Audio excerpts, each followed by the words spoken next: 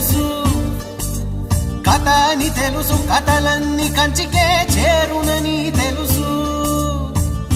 తెలుసు తెర తొలుగుతుందని, తెలుసు తెల్లారుతుందని, తెలుసు ఈ కట్టె పుట్టుకుమంటదని, తెలుసు ఈ మట్టి మట్టిలో కలిసిపోతదని.